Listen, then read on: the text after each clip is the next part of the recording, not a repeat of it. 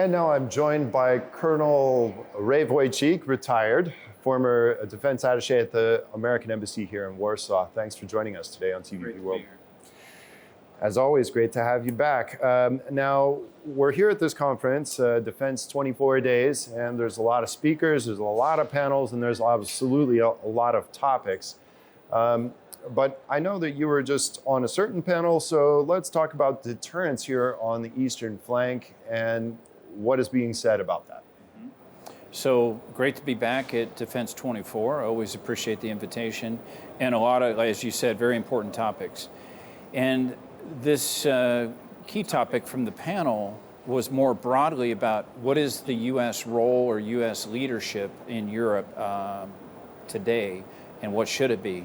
And along with that, I talked about deterrence. Because in my opinion, we can do a lot more in preventing Russia from ever contemplating an attack on a NATO ally. We've done several things, especially since 2014, and then additional deployments and capabilities brought into Poland and the region since 2022. But it's not enough.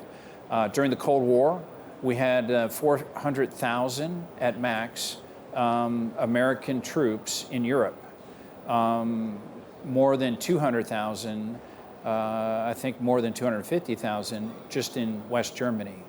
So we don't need to repeat the Cold War model exactly, but it's an indication of what success looked like. We won the Cold War.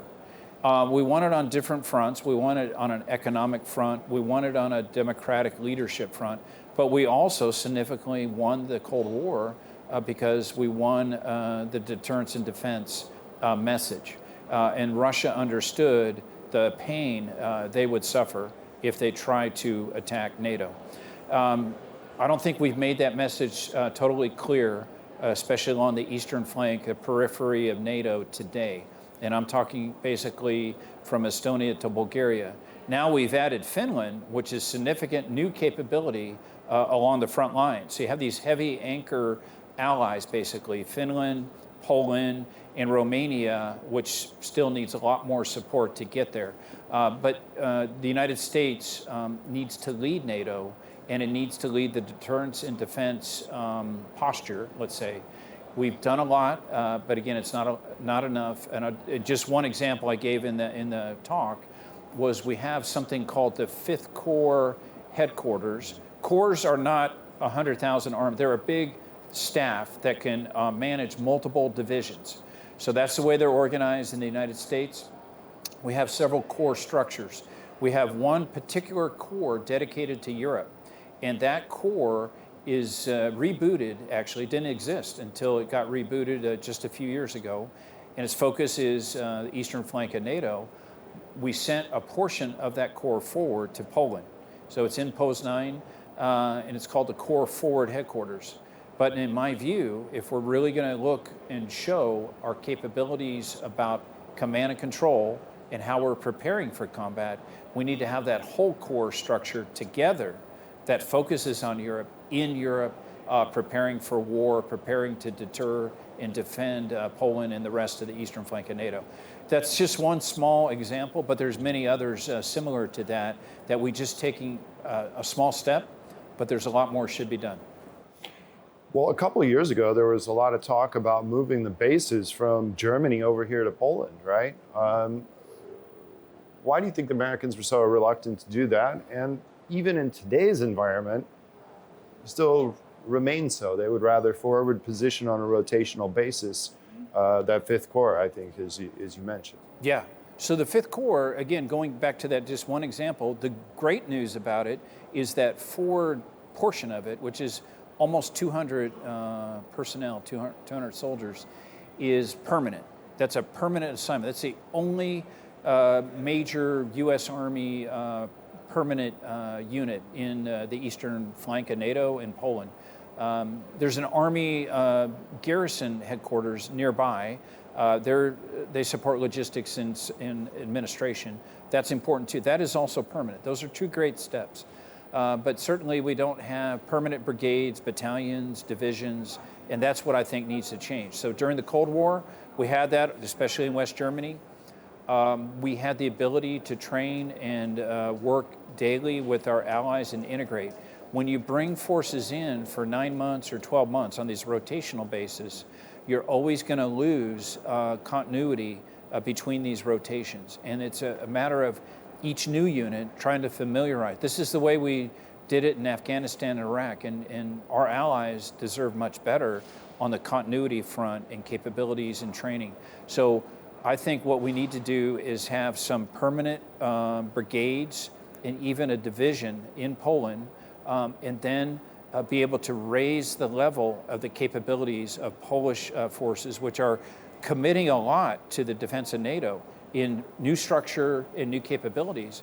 But we have a window, in my view, to prepare for combat, and this is the right time to have dedicated forces training and integrating daily to raise the level of all these Eastern European allies. We have especially alighted. Poland's going to build the largest land army in Europe by the end of the decade, so that's true. It is quite an opportunity. Now, when we look at the war in Ukraine, of course, we all talk about the delay in congressional approval of that $61 billion for Ukraine. Obviously, it cost a lot of lives, and it caused some losses on the front lines, particularly near Avdiivka, which was a fortress since 2014. Well, it fell, and actually, if we look at the front lines, they're shifting further west. What are your views on that? What mistakes were made, and what can we learn from that? Yeah, I think the number one issue here, as far as mistakes or something we need to do better to prevent these delays, you need stability in the Western support to Ukraine. If we want Ukraine to win, we need to give Ukraine what it needs to win, and we need to not have it like a spigot turning on and off periodically. So that's number one. So let's talk about that. How do you do that? This is an election year, right? And we see that this is becoming politicized for both parties. Both parties are trying to figure out how to use this to their advantage, right? So how do we do that? And the U.S. is constantly changing. It's got elections every 2 years, presidential elections every 4 years. So how do we do that? And how do we not abandon our partners and allies because it becomes political and convenient? Mm-hmm. Well, first, we should reflect on the track record. The United States, for 100 years, has been here for Europe. There's 250,000 American dead soldiers from World War I and World War II, dead soldiers, not to the casualties or wounded. So I think we've made it clear what our commitment is to Europe, that we helped win the Cold War. We won it together with our allies.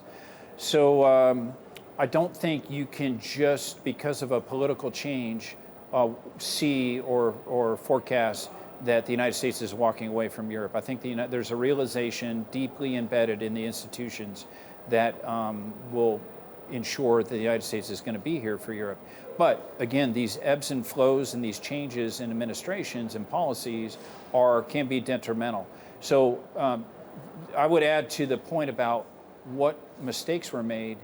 In my view, there was no plan B for U.S. funding. In other words, we said, or were projecting $60 billion or so to go to Ukraine to continue funding their military needs. But there was never any idea about, hey, if we have a delay in this, what's plan B? How are we going to recover? And in my view, we could have looked at two options. One is, around the time that this all began, the EU had just given 50 billion euros to Ukraine. Why couldn't a portion of that, a few $1 billion, 5 billion, whatever euros, have been used temporarily until the U.S. Congress sorted this out? The second part is there's an estimate of about $300 billion between U.S. banks and EU banks frozen of Russian assets.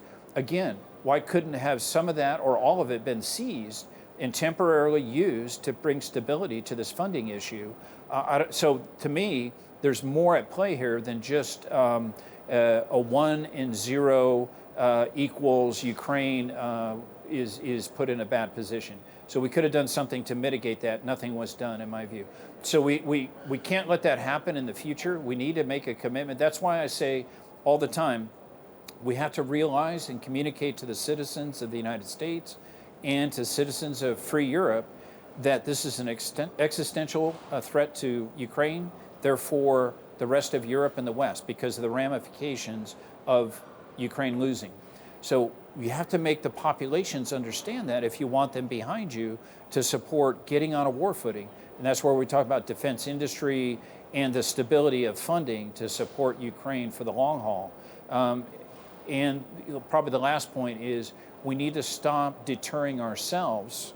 And I'm talking about these delays on key weapons. Even though we had the funding and the weapons to send, we weren't sending the most sophisticated, the most long range, the delay in F-16s, delay in HIMAR long-range ATACMS systems.